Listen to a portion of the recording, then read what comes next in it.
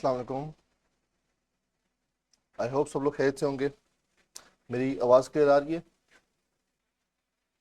चलें हम लोग मूव करते हैं जी स्ट्रेट अपने टॉपिक के ऊपर। और हम करेक्शन ऑफ एरर कर रहे थे, और करेक्शन ऑफ एरर में मैंने आपको पहले एक सिंपल क्वेश्चन कराया, फिर मैंने आपको ग्रॉस प्रॉफिट के साथ एडजस्टमेंट कराई। अभी हमने प्रॉफिट के अंदर मजीद काम करना है, लेकिन आज का क्वेश्चन मैं लेके आया हूँ। आज एक ऐसा क्वेश्चन है जिसमें आपके पास स्टेटमेंट ऑफ फाइनेंशियल पोजीशन दी है और वो गलत बनी है, उसमें कुछ मिस्टेक है। हम उन गलतियों को सही करेंगे, हम प्रॉफिट को भी ठीक करेंगे, लेकिन आज नेट प्रॉफिट को ठीक करेंगे। और उसके बाद हम दोबारा से ठीक वाली स्टेटमेंट ऑफ फाइनेंशियल पोजीशन बनाएंगे। तो इस क्वेश्चन को किस तरीके से सॉल्व करना है, उसका एक पूरा फ्लो, उसका एक पूरा सीक्वेंस भी आज मैं आपसे शेयर करूंगा। तो हम लोग मूव करते हैं जी क्वेश्चन के ऊपर। आपको आपकी स्क्रीन के ऊपर क्वेश्चन नजर आ रहा होगा। नल्टर इस्टेब्लिशमेंट का एक क्वेश्चन है, ये पास पेपर का क्वेश्चन है आपके पास। Correction of errors basically topic का नाम है, और आपके सामने draft statement of financial position है। इसका मतलब है अभी ये फाइनलाइज नहीं है, अभी इसके ऊपर, इसको हम ड्राफ्ट फाइनेंशियल स्टेटमेंट कहते हैं कि इसके अंदर भी मजीद एडजस्टमेंट्स हो सकती हैं। अभी ये फाइनलाइज या ऑथराइज फॉर इशू नहीं है। 31 दिसंबर 2019 की है। Is under review, the following matters were identified. पूरी कहानियां लिखी गई हैं। रिक्वायरमेंट क्या है, इंपॉर्टेंट क्या है, prepare correct statement of financial position. ये बड़ी इंपॉर्टेंट बात है कि आपके पास जो रिक्वायरमेंट है वो कह रहा है prepare the correct statement of financial position. ये पेपर में सवाल 2020 के बाद अभी तक दोबारा टेस्ट नहीं हुआ। 4 साल गुजर गए, तो मेरे ख्याल से आपके साथ वो एग्जामिनर खेल सकता है और इस तरह की चीजें दे सकता है। तो हमारे पास कह रहा है prepare correct statement of financial position, और बीच में कुछ एरर्स दिए हुए हैं और एक स्टेटमेंट बना के दी है। इस क्वेश्चन को आप सॉल्व कैसे करना है? हमेशा जब भी ट्रायल बैलेंस या फाइनेंशियल स्टेटमेंट गलत बना के दे दी गई है और कहता है इसको ठीक करो, तो जो फाइनेंशियल स्टेटमेंट या जो उसने ट्रायल बैलेंस दिया है उसको जल्दी से फॉर्मेट में ड्रॉ कर लो, और वो सब चीजें वहां पे कॉपी पेस्ट करके लिख लो। कैसे करके दिखाता हूं। फिर आप वर्किंग के पेज पे चले जाओ। वर्किंग के पेज पे जाके आपने दो काम करने हैं, एक तो ओरिजिनल रॉन्ग और रेक्टिफाइड एंट्री वाला फॉर्मेट बना लेना है, और दूसरा काम प्रॉफिट की रिकंस्ट्रेशन करनी है। प्रॉफिट रिकंस्ट्रेशन खुद ब खुद करनी पड़ेगी, ये हमें नहीं बताएगा, हमें खुद से करनी पड़ेगी। तो हम लोग क्या काम करते हैं, सबसे पहले हम लोग यहाँ पे बना लेते हैं इसका फाइनेंशियल स्टेटमेंट्स का फॉर्मेट। फॉर्मेट क्या है जी, हमारे पास कंपनी का नाम निल्टर इस्टेब्लिशमेंट है।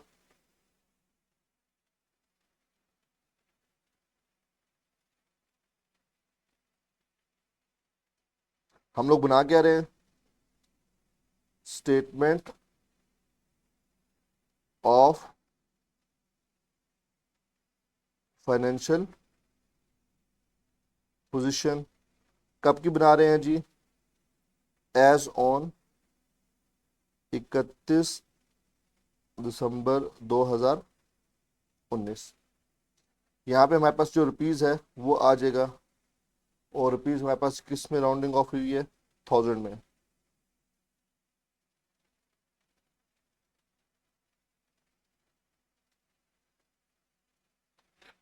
हमारे पास सबसे पहले जी हेडिंग आ जाएगी एसेट्स की।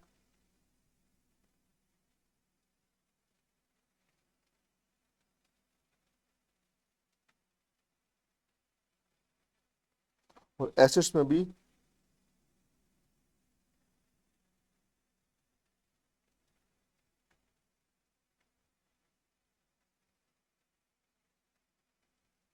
नॉन करंट एसेट्स, और उसके बाद हमारे पास आ जाएगी करंट लाइबिलिटीज, और sorry current assets.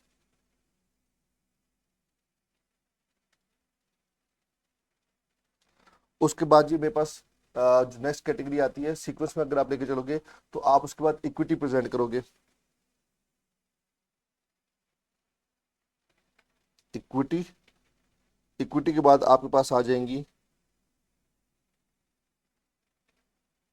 Non current liability, और फिर लास्ट में आपके पास आ जाती है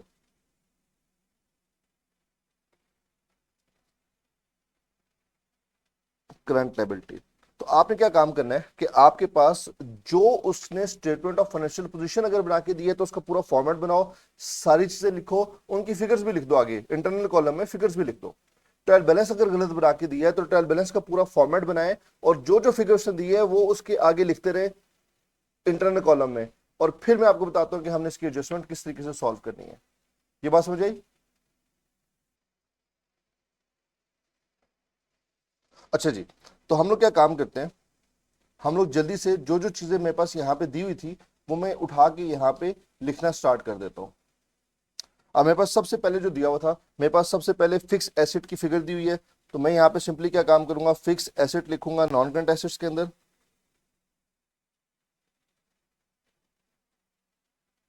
और फिक्स एसेट की फिगर मेरे पास दी हुई है 22,590 की मेरे पास फिगर दी हुई है। तो 22,590,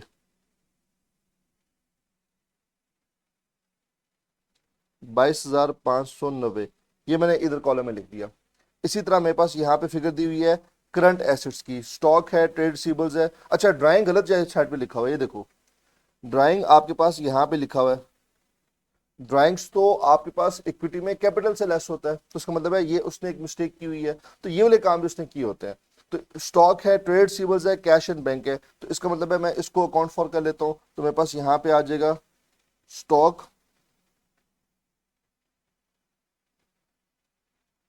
ट्रेड रिसीवेबल्स,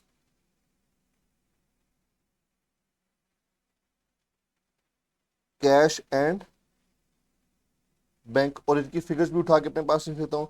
मेरे पास है 15,320, ये इंटरनल कॉलम में लिखता जाऊंगा 15,320। उसके बाद है 19,730, 19,730 है, और फिर है मेरे पास 3,850, 3,850। उसके बाद मैं स्टार्ट करूंगा इक्विटी वाली साइड। इक्विटी वाली साइड के अंदर मेरे पास आ जाएगा ओपनिंग कैपिटल और प्रॉफिट दिया हुआ है, तो यहाँ पे लिखेंगे ओपनिंग कैपिटल, इसमें से लेस करेंगे हम लोग ड्राइंग्स, और यहाँ पे आएगा प्रॉफिट फॉर द ईयर। अच्छा, ये जो प्रॉफिट है ना इसके साथ वर्किंग होनी है, तो इसके साथ मैं स्ट्रेट अवे वर्किंग वन का रेफरेंस देता हूँ, इसके अंदर प्रॉफिट की पूरी रिकंसिलिएशन तैयार होती है। तो यहाँ पे हम लिख देते हैं जी प्रॉफिट रिकंसिलिएशन वर्किंग वन, और इस वर्किंग वन के अंदर मैं प्रॉफिट के अंदर कुछ इंक्रीज होगा डिक्रीज होगा, तो यहाँ पे correct profit for the year, correct profit for the year, ये यहाँ पे मैं मेंशन कर दूंगा। अच्छा, अब यहाँ पे मेरे पास आ जाएगा जो हमारे पास दिया हुआ है प्रॉफिट एज पर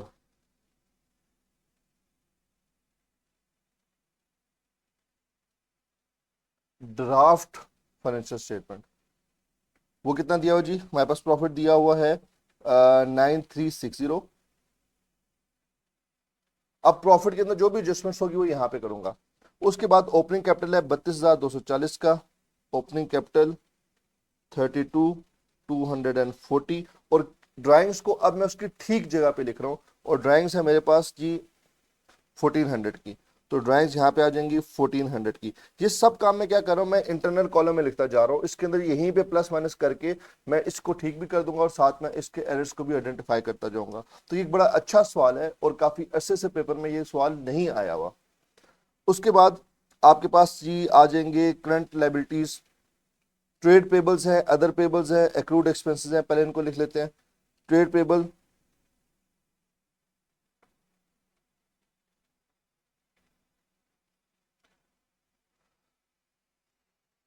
अदर पेबल्स और एक्रूड एक्सपेंसेस।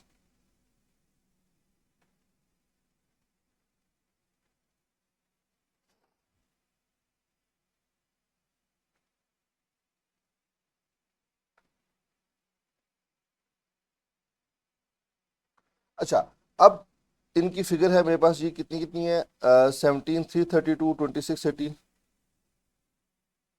17,332, 2680, और एक्रूड एक्सपेंसेस है जी मेरे पास 798, तो 798 लास्ट में मेरे पास यहां पे दिया हुआ है डिस्काउंट रिसीव्ड।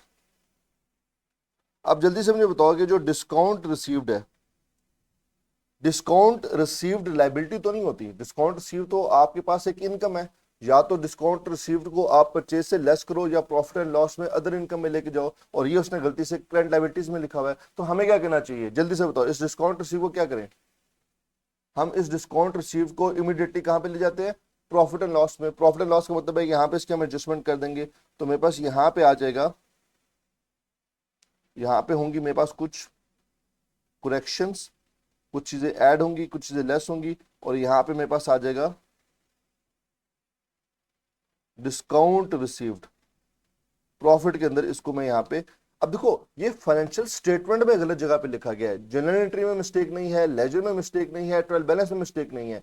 एक चीज फाइनेंशियल स्टेटमेंट में उठा के गलत लिखी है तो उसकी कोई एंट्री रिकॉर्ड नहीं होती, उसको बस आपने ठीक करना होता है, उसका प्रॉफिट का इफेक्ट लेके आपने चलना होता है। तो डिस्काउंट रिसीव्ड है आपके पास 480 का, तो वो मैं इस प्रॉफिट के अंदर एड अप कर दूंगा 480। ये बात समझ आ गई है, जल्दी से बताओ। तो मेरे पास ये जो फाइनेंशियल स्टेटमेंट दी गई थी, मैंने ये पूरी की पूरी दोबारा से बना ली, और इसकी जितनी फिगर्स थी वो इंटरनल कॉलम में लिखी, सिर्फ प्रॉफिट की जो फिगर थी उसको मैं सेपरेट वर्किंग में लेके चला गया। अब हम क्या करते हैं, अब हम वन बाय वन ट्रांजेक्शन को सॉल्व करते हैं और उसका इंपैक्ट देखते हैं कि क्या क्या होगा। अब मिसाल के तौर पे हमारे पास ये ट्रांजेक्शन है फर्स्ट वाली, क्वेश्चन के अंदर बड़ी इंपॉर्टेंट बात है, वो कहता है company uses periodic stock method. इसका मतलब है प्रोडक्ट मेथड इस्तेमाल हो रहा है तो परचेज वाली ट्रांजैक्शंस रिकॉर्ड होगी, इन्वेंटरी वाली ट्रांजैक्शंस रिकॉर्ड नहीं होती। The plant is depreciated at 20% using reducing balance method. Depreciation का मेथड उसने आपको बता दिया है। अब आपको जहां जहां पे डिप्रिसिएशन की रिलेटेड कहानी होगी वहां पे ख्याल करना पड़ेगा। मैं आखिरी ट्रांजेक्शन से स्टार्ट करता हूँ जी, क्या याद करोगे तुम, यहां से स्टार्ट करते हैं। वो कहता है an upgradation of a plant to improve quality and efficiency was completed on 1st July 2019 at a cost of 2500। अब ये जो उसने बात की, ये पूरी की पूरी कहानी उसने आपको सुना दी है कि असल में सही इफेक्ट क्या होना चाहिए था।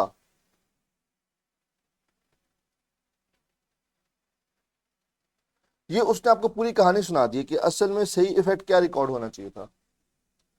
एक आपने प्लांट था उसको अपग्रेड किया, उसकी अपग्रेडेशन के ऊपर 25 लाख रुपए की कॉस्ट आई है। तो जल्दी से मुझे बताओ कि इसकी जो ओरिजिनल एंट्री है वो क्या रिकॉर्ड होनी चाहिए थी।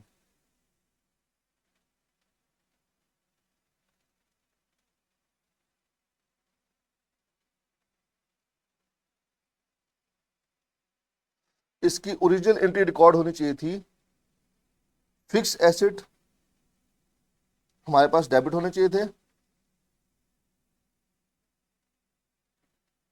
टू बैंक 2500 से। अब वो आगे बताएगा the cost was, past sentence use किया जा रहा है और वो कह रहा है the cost was charge to the repair and maintenance account. Cost को हमने क्या किया, रिपेयर एंड मेंटेनेंस अकाउंट में लेके चले गए। ये हमसे गलती हुई है, तो एक सही इफेक्ट बताया जाएगा, एक गलत इफेक्ट बताया जाएगा। तो इसका मतलब ये हुआ कि हमसे जो इसकी रॉन्ग इफेक्ट रिकॉर्ड हुआ है, हमने इसको repair and maintenance to bank कर दिया है। फिगर के बारे में नहीं बताया तो मैं जूम कर रहा हूं कि फिगर ठीक है, फिगर में मसला नहीं है। अब बताओ जल्दी से इसकी रेक्टिफाई एंट्री क्या रिकॉर्ड होनी चाहिए।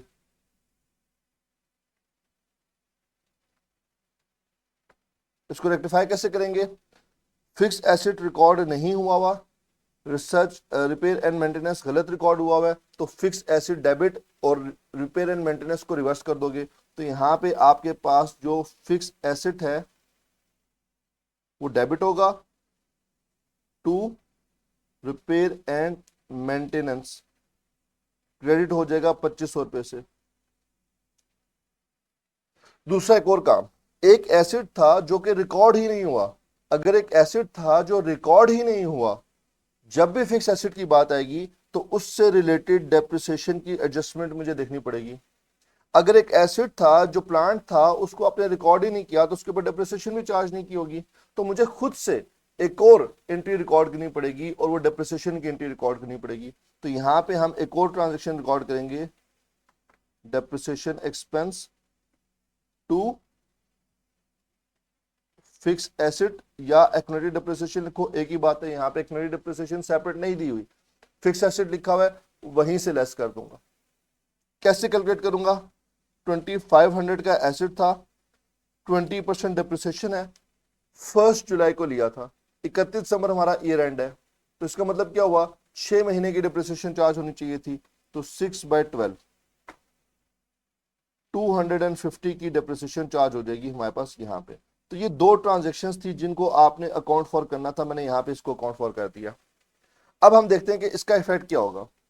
जो फर्स्ट ट्रांजेक्शन है, fix asset to repair and maintenance, SOFP to profit and loss, या एसओसीआई, एसओसीआई क्रेडिट हो रही है। एक एक्सपेंस गलत रिकॉर्ड हो गया था, रिवर्सल ऑफ एक्सपेंस हो रहा है, तो प्रॉफिट को क्या करना चाहिए, जल्दी से बताओ। First transaction fix asset to associate, profit को इंक्रीज करना चाहिए, तो मैं यहां पे लिख दूंगा कि मेरे पास रिपेयर एंड मेंटेनेंस जो था, ये बेसिकली प्लांट की आपके पास अमाउंट थी, तो यहां पे आपके पास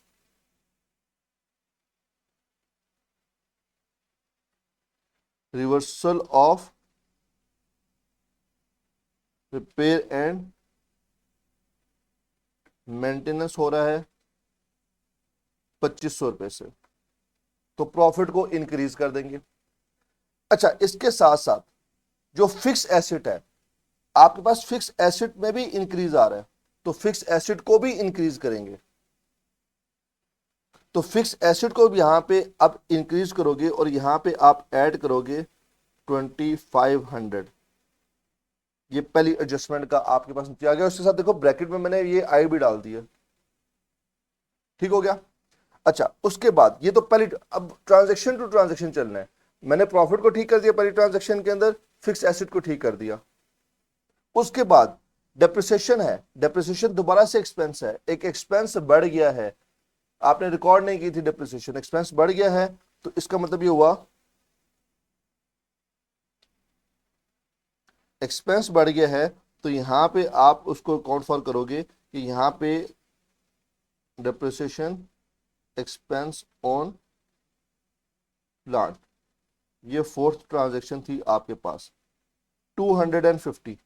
तो ये जो 250 है, इससे आपके पास प्रॉफिट कम हो जाएगा, क्योंकि डिप्रिसिएशन एक्सपेंस बढ़ा, प्रॉफिट कम हो गया। और फिक्स एसेट का अकाउंट क्रेडिट हो रहा है, तो फिक्स एसेट के अकाउंट को कम कर देते हैं, -250, ये मेरे पास वैल्यू आ जाएगी डेप्रिसिएशन की। ये स्टेटमेंट समझ आई, मैंने सीक्वेंस समझ आ रहा है कि मैंने जल्दी से वर्किंग के अंदर ओरिजिनल रॉन्ग रेक्टिफाई इफेक्ट किया, प्रॉफिट को भी ठीक कर दिया, और अब साथ साथ प्रॉफिट को ठीक करने के बजाय जो दूसरा आइटम था, जो एसओएफपी आइटम था, उसको एसओएफपी में जाके ठीक कर दिया, और एक ही ट्रांजैक्शन रिकॉर्ड किया, उसके सारे इफेक्ट्स रिकॉर्ड कर दिए। मेरे पास फोर्थ वाली ट्रांजैक्शन कंप्लीट हो गई है। अगर ये 10 नंबर का सवाल है और ये 3 नंबर की एडजस्टमेंट थी, तो ये 3 नंबर में ले चुका हूं, प्लस फॉर्मेट बनाने के एक आध नंबर और ले चुका हूं। तो ये ट्रांजेक्शन टू ट्रांजेक्शन आपने मूव करना है। क्लियर हो गया? जल्दी से बताओ। ठीक हो गया। अब वो कहता है, थर्ड पॉइंट पे आ जाते हैं जी। थर्ड पॉइंट क्या कह रहा है? वो कह रहा है अ check of ₹5 lakh issued by a customer as an advance was dishonored and returned by the bank। पूरी कहानी बता दी कि एक चेक था कस्टमर का, वो हमने रिसीव किया,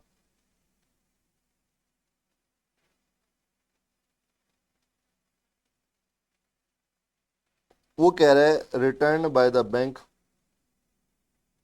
ये सही एंट्री रिकॉर्ड हुई है, जो कह रहा है उसके मुताबिक रिकॉर्ड होनी चाहिए थी। ओरिजिनल एंट्री क्या रिकॉर्ड होनी चाहिए थी?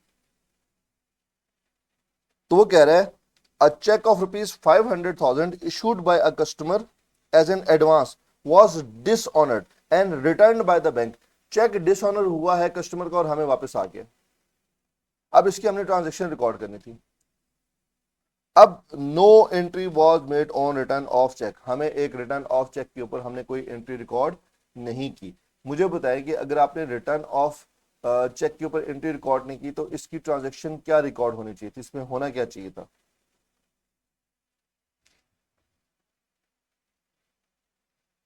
अब एक बात बड़ी इंपॉर्टेंट है, ये क्या था, एज एन एडवांस, कस्टमर ने हमें एडवांस चेक दिया था।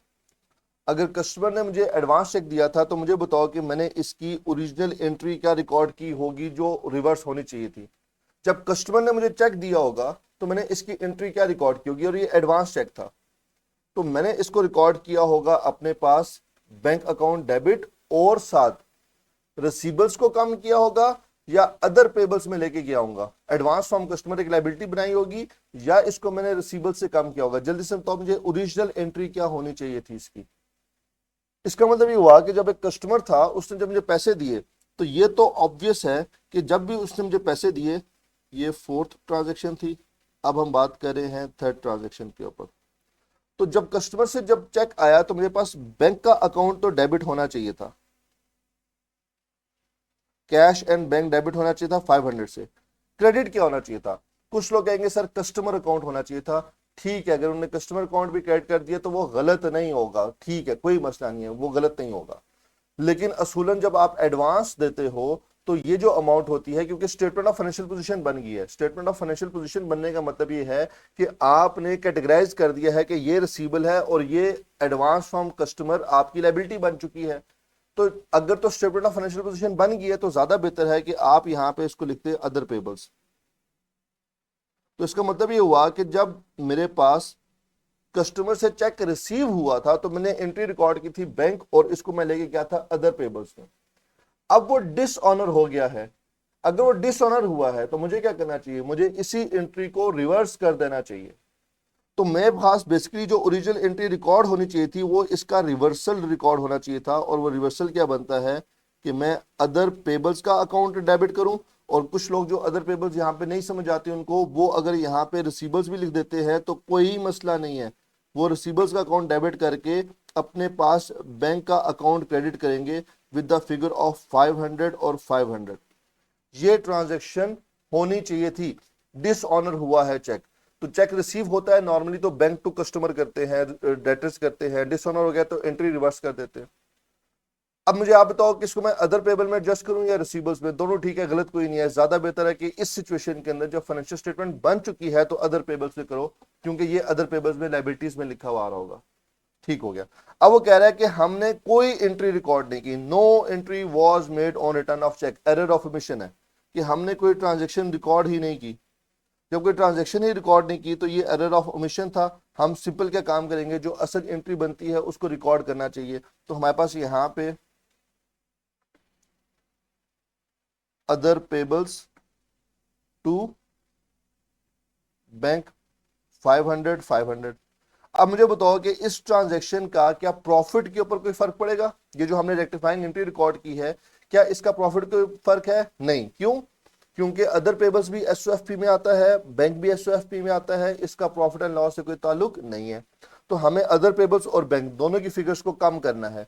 तो मेरे पास यहाँ पे बैंक की फिगर दी हुई है, यहाँ से मैं माइनस कर दूंगा 500, और अदर पेबल्स की फिगर दी हुई है मेरे पास यहाँ पे, इधर से भी मैं माइनस कर दूंगा 500। अगर किसी ने रिसीबल्स के अकाउंट को डेबिट किया तो वो रिसीबल में से 500 माइनस कर देगा। क्लियर हो गया? समझ आ गई? आगे चलते हैं। आगे क्या कह रहा है जी वो,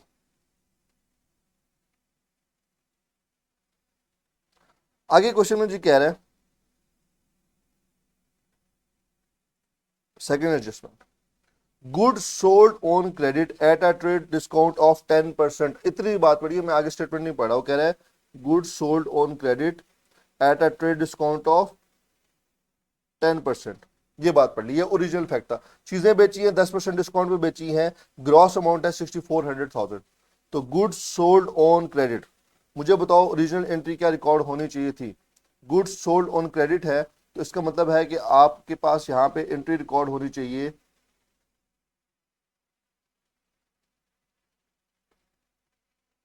रिसीबल्स टू सेल्स। किस वैल्यू से होनी चाहिए थी? 6400 टोटल वैल्यू थी, और इसके ऊपर हमने डिस्काउंट कितना दिया जी? 10%। 10% डिस्काउंट है तो इसका मैं 90% के ऊपर वैल्यू रिकॉर्ड कर देना चाहिए था, क्योंकि 10% हमने डिस्काउंट दे दिया ना। तो 57 60 से एंट्री रिकॉर्ड होनी चाहिए थी। तो मैंने क्या किया, मैंने इसका ओरिजिनल फैक्ट रिकॉर्ड कर दिया। वो कहता है जी गुड्स सोल्ड ऑन क्रेडिट और ट्रेड डिस्काउंट था 10% का, तो ये एंट्री रिकॉर्ड होनी चाहिए थी। अब देखते हैं गलती क्या हुई है। गलती के लिए मैंने आपको बताया था हमेशा पास्ट सेंटेंस यूज करेगा और फिर आगे बताएगा कि हमने क्या किया है। वो हमने कहता है कि हमने गलती से इसको ग्रॉस अमाउंट पे रिकॉर्ड कर दिया है। ग्रॉस अमाउंट का मतलब है कि हमने एंट्री तो ठीक रिकॉर्ड की है, लेकिन हमने रिसीवेबल्स टू सेल्स किया तो है, लेकिन 6400 से कर दिया है, ओवर कॉस्टिंग कर दी है रिसीवेबल्स में भी सेल्स में भी। अब इसकी रेक्टिफाइंग एंट्री क्या होगी जी, इसको रिवर्स करेंगे डिफरेंस से। तो मेरे पास यहां पे सेल्स का अकाउंट डेबिट टू रिसीवर्स का अकाउंट क्रेडिट, कितने से 6400 माइनस 5760, तो कितना फिगर आ जाएगा 640 की फिगर बनती है आपके पास। 640 से आपने अपने पास एडजस्टमेंट करनी है। तो यहां पे 640 और 640। अब सेल्स का अकाउंट डेबिट हो रहा है और रिसीवर्स का अकाउंट क्रेडिट हो रहा है। सेल्स को कम करना है, प्रॉफिट एंड लॉस डेबिट हो रहा है, एसोसिएट डेबिट हो रहा है। एसोसिएट डेबिट होने का मतलब प्रॉफिट को कम करो। सेल्स ज्यादा होगी थी, सेल्स की रिवर्सल हो रही है, इसका मतलब भी क्या है, प्रॉफिट को कम करना है। तो मेरे पास यहाँ पे जो सेल्स हैं ओवर कॉस्ट हुई हैं, तो मैं यहाँ पे लिख देता हूं कि मेरे पास सेल्स ओवर कॉस्टेड 640 से प्रॉफिट को कम कर देना चाहिए, तो सेल्स ठीक होगी। दूसरा, रिसीवेबल्स को भी कम करना चाहिए था, तो रिसीवेबल्स में से माइनस 640, ये सेकंड ट्रांजैक्शन है, ये भी मैंने यहां पे रख दिया। समझ आ रहा है सीक्वेंस? ये सीक्वेंस में किस तरीके से लेके चल रहा हूं क्वेश्चन को, एक एक ट्रांजैक्शन पढ़ रहा हूं, प्रॉफिट का इफेक्ट देख रहा हूं, साथ एसओएफपी को भी ठीक करता जा रहा हूं। अच्छा जी, लास्ट ट्रांजैक्शन है आपके पास। लास्ट ट्रांजैक्शन जी क्या कह रहा है, goods costing rupees 5800 received on 31 December 2019 were included in the year end physical count। Goods थी, हमने फिजिकल काउंट में शामिल कर दी। However, these goods were recorded in purchase day book on 5 January on receipt of the invoice। पैसे का हमने invoice का भाई, इनवॉइस हमारे पास आई है 5 जनवरी को। जब 5 जनवरी को इनवॉइस आई तब हमने रिकॉर्ड किया।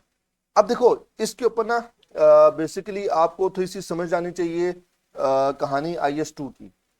आपने इन्वेंट्री को किस बेसिस के ऊपर रिकॉर्ड करना, तो मैं आपको छोटी सी यहाँ पे कहानी समझा देता हूँ। नॉर्मली आप इन्वेंट्री को अपने पास रिकॉर्ड करते हो तो आपके पास दो ऑप्शंस हैं, दो ऑप्शंस होते हैं। एक ऑप्शन ये होता है कि आप इन्वेंट्री को तब रिकॉर्ड करो जब वो रिसीव्ड हो चुकी है, उस दिन उस साल एंट्री रिकॉर्ड होनी चाहिए, क्योंकि बेसिकली कंट्रोल हमारे पास आ गया ना, इन्वेंट्री मेरे पास आ गई, कंट्रोल आ गया। लेकिन कुछ लोग कहते हैं नहीं, हम इन्वेंट्री तब रिकॉर्ड करेंगे जब हमारे पास इनवॉइस आएगी। बेशक इनवॉइस अगर पहले आ गई है तो इन्वेंट्री पहले रिकॉर्ड कर लेंगे, इनवॉइस नहीं आई, इन्वेंट्री आ गई है, हम इनवॉइस का वेट करेंगे, जिस टाइम पे इनवॉइस आएगी तब रिकॉर्ड करेंगे। लेकिन कुछ लोग कहते हैं कि नहीं, हम इनवॉइस पे बात नहीं करेंगे, गुड्स एक्चुअल में आ चुकी है मेरे कंट्रोल पे, तो जब गुड्स रिसीव हो चुकी हैं उनको मैं परचेज रिकॉर्ड कर दूंगा। अब अगर आप कहते हो कि मैं गुड्स रिसीव होने के ऊपर परचेज रिकॉर्ड करूंगा, तो जब गुड्स रिसीव हुई हैं तब आपको परचेज वाली एंट्री रिकॉर्ड कर लेनी चाहिए। लेकिन अगर आप कहते हो कि नहीं, गुड्स इनवॉइस होने के ऊपर मैं रिकॉर्ड करूंगा, रिसीव्ड होने के ऊपर रिकॉर्ड नहीं करूंगा, ये आपकी पॉलिसी है, तो फिर जिस दिन एक्चुअल में इनवॉइस आएगी उस दिन आपको परचेज वाली एंट्री रिकॉर्ड करनी चाहिए। अब आप बताओ कि आप क्या अजम्पशन लेके चलना चाहते हो कि आप कब इन्वेंट्री को रिकॉर्ड करोगे। मेरे ख्याल से ज्यादा बेहतर ही होता है कि जब आपके पास इन्वेंट्री रिसीव हो चुकी है तो आप उसको रिकॉर्ड कर लो। और ये बेसिकली अभी तो यहाँ पे इसके ऊपर डिस्कशन ज्यादा नहीं होती, क्योंकि आपके कोर्स में से चीजें हट गई हैं। पहले हम लोग पढ़ाया करते थे इन्वेंट्री की रिकंसिलिएशन, और उस इन्वेंट्री की रिकंसिलिएशन के अंदर मैं स्टूडेंट को कहता था कि आपने हमेशा एक पॉलिसी बनानी है कि जब गुड्स रिसीव्ड हैं तो उस साल में वो रिकॉर्ड होने चाहिए, और गुड्स डिस्पैच है तो वो उस साल की सेल्स रिकॉर्ड होनी चाहिए। तो मुझे आदत है रिसीव्ड को लेकर चलने की। अगर मुझे आदत है रिसीव्ड को लेकर चलने की, तो इसका मतलब है गुड्स अगर रिसीव हो गई हैं तो मुझे एंट्री रिकॉर्ड कर लेनी चाहिए। और इस सिचुएशन के हिसाब से हमने अभी तक एंट्री रिकॉर्ड नहीं की, तो इसका मतलब ये हुआ कि यहाँ पे मेरे पास एक पॉलिसी आ जाएगी। पॉलिसी में यहाँ पे क्या लिख रहा हूं,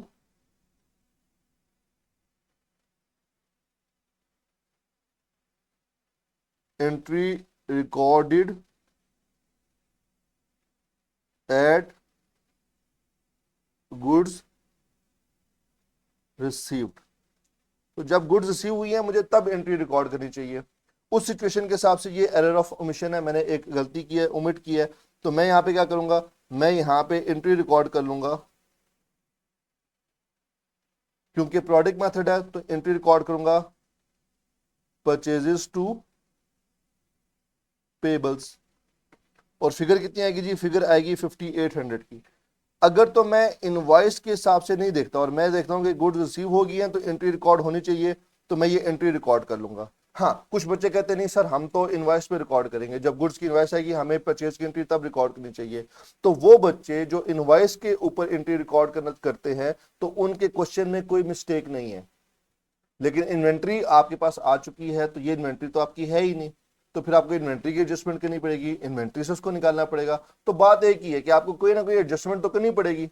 तो मैं कहता हूं कि जब गुड्स आ चुकी हैं, मेरे पास ही आनी थी, रिसीव कर चुका हूं, इनवॉइस अभी फॉर टाइम बिंग नहीं आ सकी, 5-6 दिन बाद आएगी, तो मुझे उसको इस साल की परचेजेस ट्रीट करना चाहिए, ना कि अगले साल की। लाइबिलिटी भी क्रिएट हो चुकी है, प्रेजेंट ऑब्लिगेशन बन चुका है, गुड्स रिसीव हो चुकी हैं, तो मुझे इसको रिसीव्ड के ऊपर रिकॉर्ड कर लेना चाहिए। ये कहानी समझ आ गई आप लोगों को? लेकिन अगर कोई इनवॉइस वाले भी हैं तो वो भी गलत नहीं है, लेकिन उनको इन्वेंट्री एडजस्ट करनी पड़ेगी। तो मेरे पास यहाँ पे परचेज का अकाउंट डेबिट हो रहा है और पेबल्स का अकाउंट क्रेडिट हो रहा है। परचेज एक एक्सपेंस है जो कि रिकॉर्ड नहीं हुआ था, तो इसका मतलब क्या हुआ कि परचेज रिकॉर्ड नहीं हुआ था, तो इसको यहाँ पे हम एडजस्ट करेंगे और यहाँ पे लिखेंगे परचेजेस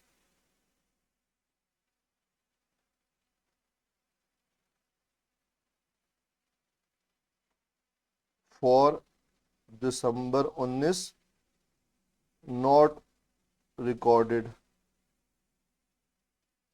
5800 का एक्सपेंस रिकॉर्ड नहीं था, प्रॉफिट कम कर देंगे 5800 से। और पेबल्स, लाइबिलिटी भी तो रिकॉर्ड नहीं की थी ना कि हमने पैसे देने, तो पेबल्स में आप ऐड कर दोगे 5800। अब मेरे पास सारी जो ट्रांजेक्शन्स थी वो मैं अकाउंट फॉर कर चुका हूँ। 4 ट्रांजेक्शन्स थी, चारों के चारों ट्रांजेक्शन्स मैंने अकाउंट फॉर कर दी। और यहाँ पे मैं लिख भी रहा हूँ कि यहाँ पे मैंने ये पॉलिसी अडॉप्ट की है, लिख दिया है मैंने आपको समझाने के पॉइंट ऑफ व्यू से। अब हम लोग क्या करते हैं, प्रॉफिट जो था रिकंसाइल कर दिया। अब प्रॉफिट की यहाँ पे हम फिगर निकाल लेते हैं कि हमारे पास करेक्टेड प्रॉफिट कितना आ रहा है। जल्दी से बताओ जी, मेरे पास करेक्टेड प्रॉफिट कितना है?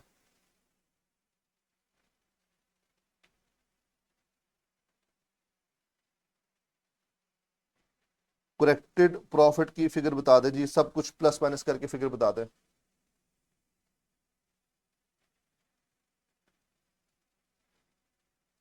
करेक्टेड प्रॉफिट की फिगर जल्दी जल्दी। 5650। और ये जो करेक्टेड प्रॉफिट है ये उठा के मैं अपने पास जो एसएफपी में इक्विटी वाली साइड है वहां पे लिखूंगा 5650। तो यहां पे मेरे पास आ जाएगा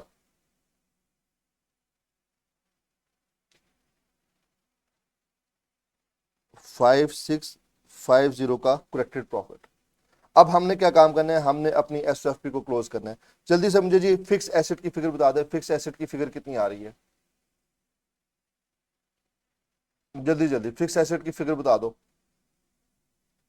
2500 ऐड हो रहा है, 250 माइनस हो रहा है, 24840। तो 24840। उसके बाद स्टॉक के अंदर कोई एडजस्टमेंट नहीं हुई, जिसके अंदर कोई एडजस्टमेंट नहीं हुई ऐसे ही उठा के यहाँ पे लिख दूंगा 15,320। ट्रेड पेबल्स, इसके अंदर 640 माइनस हुए थे।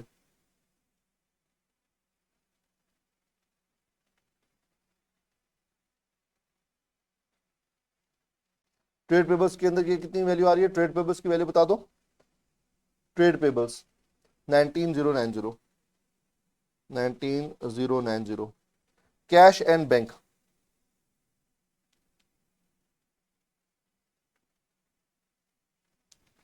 3350 3350। उसके बाद कैपिटल के अंदर कोई एडजस्टमेंट नहीं हुई तो 32,240। ड्राइंग्स के अंदर कोई एडजस्टमेंट नहीं हुई 1400 एज इट इज, लेकिन ब्रैकेट में लिखूंगा क्योंकि ड्राइंग लेस करता है। पेबल्स में एडजस्टमेंट हुई है 5800 की, 5800 ऐड करके बताओ।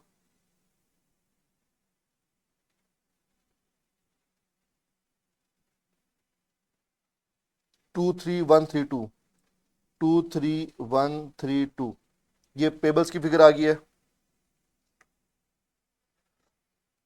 अदर पेबल्स 2180 आ जाएगा, 500 माइनस हो रहा है। और लास्ट में 798 में भी कोई एडजस्टमेंट नहीं हुई। अब मेरे पास यहाँ पे क्या होगा कि मेरे पास ऊपर दिए हुए हैं एसिड्स, तो मैं सिंपल, अगर आपने पेपर में इतना भी काम करके छोड़ दोगे तो नंबर मिल जाएंगे, टोटल नहीं भी करते मसला नहीं है, लेकिन फिर भी मैं आपकी खातिर टोटल कर देता हूँ। करंट एसेट्स का टोटल बता दे कितना है, करंट एसेट्स का टोटल देखते हैं इक्वल आ रहे हैं कि नहीं आ रही हमारी एसएफ की। करंट एसेट्स का टोटल बता दो।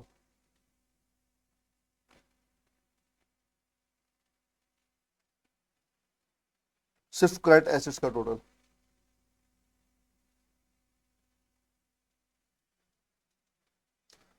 37,760, 37,760। और मेरे पास अब टोटल एसेट्स कितने आ जाएंगे, मेरे पास यहां पे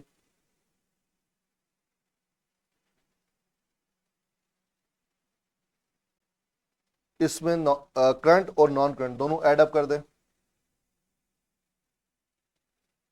24,800, और ये 62,600, 62,600 के मेरे पास ये एसेट्स आ गए। इक्विटी का टोटल कर लें जी, इक्विटी का टोटल कितना है,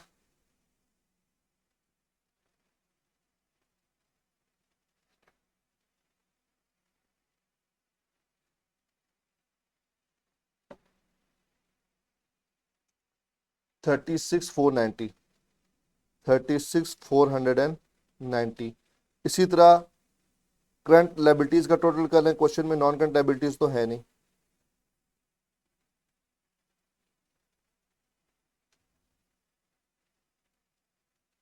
करंट लायबिलिटीज का टोटल बता दो।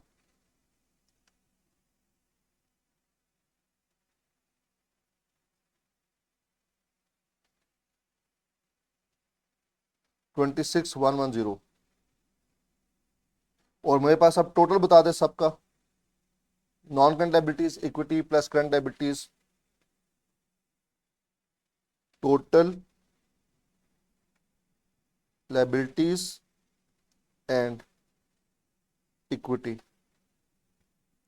62,600। पेपर में अगर ये इक्वल नहीं आता परेशान होने की जरूरत नहीं है, तो ये गलती होगी होगी, एक दो नंबर एग्जामिनर काट लेगा, वहां पे आपने बैठ के इसको ठीक करने की कोशिश नहीं करनी, टाइम जाया नहीं करना पेपर के अंदर। गलत हो गया तो गलत हो गया, अगर टाइम बचता है उस क्वेश्चन के हिसाब से तो सोचो, नहीं तो अगले क्वेश्चन के ऊपर जाओ। ये मैंने आपके सामने एक पूरा का पूरा फॉर्मेट सॉल्व किया है, प्रॉफिट भी रिकनसाइल की है, एंट्रीज भी ठीक रिकॉर्ड करके दी है।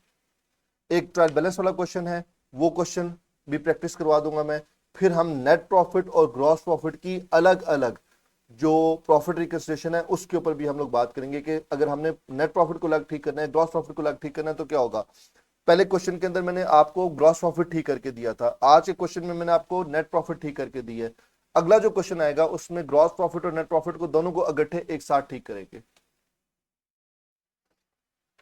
जी यहां तक क्लियर हो गया, समझ आ गया सबको, क्वेश्चन क्लियर है ये वाला। ओके जी, खुदा हाफिज।